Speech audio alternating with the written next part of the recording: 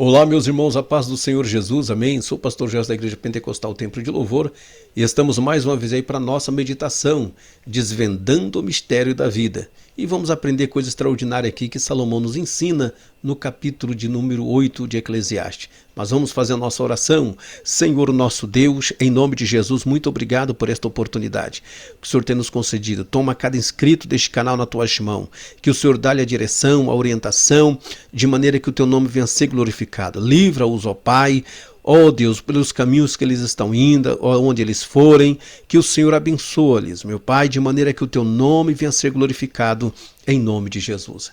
Amém, querido, graças a Deus. Lembrando, dá um like, se inscreve e compartilha esse vídeo em nome do Senhor Jesus. Desvendando o mistério da Bíblia.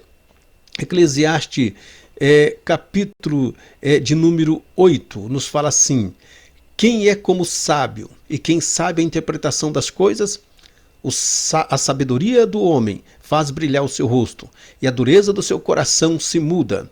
Eu digo, observa o fundamento do rei, e isso em consideração ao juramento que fizeste a Deus. Amém? Depois você vai ler do versículo 1 ao versículo 17, tá bom? Vamos falar sobre um oficial que estava sob a autoridade de um rei, e este rei muitas das vezes não agiu de acordo, vamos se dizer assim, com os padrões que deveriam da época. Então, possivelmente, era um rei tirano. E o que nós vamos aprender sobre isso? A lealdade de um sábio, a lealdade de um servo sob o governo de um rei tirano. E uma das coisas, muitas pessoas culpam Deus do mal que sucede, das coisas erradas que acontecem, né, sobre este mundo, mas esquece que o próprio ser humano se torna a causa deste mal. Lembra de Davi? Davi, Deus abençoou, Deus honrou Davi tremendamente, mas um dia ele olhou Batseba e ele se interessou por esta mulher, mas disseram para ela, olha, ela é casada. Então ele a chamou, teve relação com ela, mas pesou ao coração, depois ela ficou grávida. Então o que ele disse ao seu oficial? Ponha Urias à frente do campo de batalha. Quando os inimigos vierem, deixa-o sozinho para que ele morra, e o mal será sobre mim. O oficial, ele obedeceu. Ele era um oficial, ele não podia ir contra a autoridade do rei, então ele obedeceu. O que nos chama a atenção, assim acontece no dia a dia. Então, como agir sob a autoridade, né, de um patrão na empresa, sobre a autoridade do governo, sobre a autoridade militar, cívica, não importa como vou agir. 3 fatores nós precisamos entender, do versículo 1 ao versículo 9. Então a gente entende o quê? Que o oficial deve manter primeiramente, né, o seu juramento e a lealdade que ele fez perante Deus e perante ali o rei. Então o oficial, ele tinha que manter o seu juramento. Ele foi convocado, então ele fez um juramento. Independente dele aceitar ou não, o juramento tem que ser honrado. Segundo fator, a palavra do rei era mais poderosa do que a do servo. Versículo 4 vai nos deixar claro. Então o servo tinha que entender, o oficial tinha que entender que a palavra do rei era final. E um dos outros fatores, o oficial deveria obedecer às ordens a fim de não ser castigado. Isso era interessante, porque quando nós pegamos para ler Romanos capítulo 13 e o versículo 7, ele fala assim: portanto, dai a cada um o que deveis, a quem tributo, tributo, a quem imposto, imposto, a quem temor, temor, e a quem honra, honra. Então nós precisamos entender, você está numa empresa, honra o teu patrão, você está no teu serviço, honra o teu superior, honra, honra. A Bíblia nos ensina a honrar. Isso nós temos que guardar em nosso coração, nós temos que guardar. Então, suponhamos então que o servo não queria obedecer ao seu senhor. Se ele agisse de uma maneira errada, né? Tipo assim, primeiro, eu vou desertar. Então o desertor, ele tinha que ser fuzilado. O desertor, ele tinha que pagar sua penalidade, porque desobedeceu à ordem do rei. Então, nós precisamos entender que isso era essencial. Então, ele não podia ser um desertor. Ele tinha que cumprir para que as coisas pudessem lhe ocorrer bem.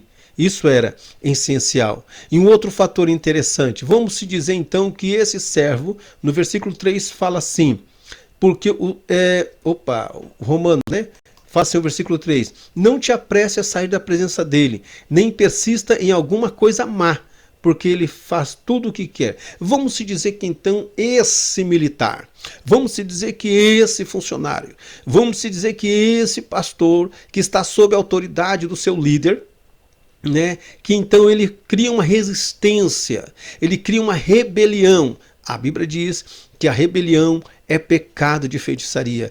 Então, obviamente, tanto esse oficial como outros que o apoiaram seria executado. Para aqueles que muitas vezes estão numa empresa, criam uma rebelião na empresa, vamos fazer uma greve, está errado, claro que temos direito, mas se ele está bem, aí ele cria o quê? Eu lembro de uma empresa em Campo Grande que todos os funcionários foram orientar a orientação de criaram uma rebelião e todo mundo foi embora. Foram mandados embora e contratou-se novos funcionários. Lembro de líderes espirituais que estão na igreja, não concordam com a direção do líder superior, do pastor, então criam uma rebelião. E para o cristão, a rebelião é pecado de feitiçaria. Então como que vou agir? Primeiro, com discernimento. Peça a Deus sabedoria. Deus permitiu que ele estivesse no governo, Deus permitiu que ele estivesse na frente. Ah, mas como que Deus permite isso? Romanos 13, versículo 1. Toda alma esteja sujeita às autoridades superiores, porque não há autoridade que não venha de Deus. E as autoridades que há foram ordenadas por Deus. Por isso, quem resiste à autoridade resiste à ordenação de Deus. E a que resistem trarão sobre si a mesma condenação. Então, Deus permitiu que estivesse na frente, eu vou obedecer. Deus colocou lá, eu vou obedecer. Então eu vou pedir a Deus sabedoria para lidar com momentos difíceis. Neemias tinha que resolver um caso em Israel. O povo estava sofrendo, os muros foram destruídos. Então Neemias não podia se levantar contra a autoridade do seu superior. Ele orou e no dia Deus deu a Neemias discernimento. E nesse discernimento ele disse para o rei: eu preciso de uma ajuda para levantar os muros da minha cidade que está caída. E ele foi abençoado no nome do Senhor Jesus. Atos capítulo 5, 29 fala assim: porém, respondendo Pedro e aos apóstolos, disseram: mais importante obedecer a vós ou do que a Deus? Essa é uma questão. Porém, se o Estado ou se o governo proíbe de você adorar Jesus, se a empresa proíbe de você ser um servo de Deus e fala: se você quer ficar nessa empresa, você vai ter que renunciar à tua fé. Se você quer ser feliz, você vai ter que renunciar à tua fé. Aí é diferente. Aí você tem que obedecer a primeira ordem, que a ordem é de Cristo. Você tem que ser fiel ao teu Deus e jamais abandonar a tua fé. Então peça discernimento. Deus te dará sabedoria, como deu para José, Deus deu para os apóstolos, deu para Neemias e para muitos.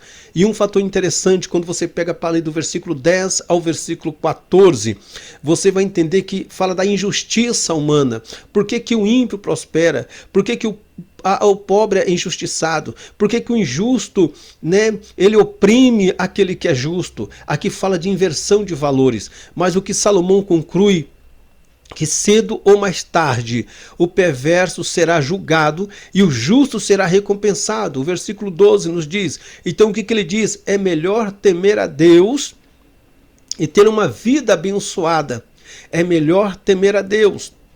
E outro fator, quando ele fala sobre o mistério da vida, no versículo 15 ao versículo 17, né? Ele aborda interessante que a pessoa que sabe tudo ou imagina que sabe, né, ao deparar com a realidade, irá sofrer decepção. Por quê? Porque ela cria uma expectativa, ela alega ter conhecimento de tudo, mas os mistérios de Deus ninguém compreende. Salomão conclui que o homem, por mais sábio que seja, não pode compreender a obra que se faz debaixo do sol. Então, Deuteronômio 29, versículo 29, fala assim: as coisas encobertas pertencem ao Senhor nosso Deus, porém as reveladas pertencem a nós, aos nossos filhos. Perdão, para que cumpramos toda a sua palavra. Então vamos viver com aquilo que Deus nos deu graça. Vamos viver com aquilo que Deus permitiu que nós venhamos saber. O que está encoberto, Deus não te revelou, então fica no mistério. Vai tocando o barco conforme Deus vai dando graça para você. Seja sábio. E o que Deus, né? Deus não espera que você venha saber de tudo. Deus não espera. Deus espera que você venha temer a sua palavra. Miqueias capítulo 6, versículo 8 fala assim: ele te declarou, ó homem, o que é bom, o que o Senhor pede de ti, senão que pratique a justiça e ames a benignidade e ande humildemente com o teu Deus. Então Deus quer que nós sejamos humildes a Ele. Então aprenda essas coisas. Seja fiel no teu ministério, seja fiel no teu serviço, seja fiel ao teu superior. Seja fiel, Deus te dará sabedoria e entendimento para lidar com tudo. E o nome do Senhor será glorificado. Amém? Desvendando o mistério da vida. É bem interessante que Salomão quer nos ensinar. Vamos orar? Senhor nosso Deus, em nome de Jesus, muito obrigado por esta oportunidade. Toma nas tuas mãos teus filhos, derrama da tua graça. Eu quero repreender toda retaliação em nome de Jesus. Fala conosco cada dia, cada momento, Pai. Dá um dia abençoado aos teus filhos, dando a direção. Meu Deus, repreenda a enfermidade, repreenda o mal e que eles possam aprender a lidar com situações difíceis. Dá a eles sabedoria a cada um, meu Pai, eu te peço, em nome de Jesus. Amém, meus irmãos? Que Deus possa abençoar os irmãos. Estaremos sempre de segunda a sexta-feira, em nome de Jesus. Amém? Dá um like, se inscreve, compartilhe esse vídeo, para a glória de Deus. Que Deus vos abençoe em nome de Jesus.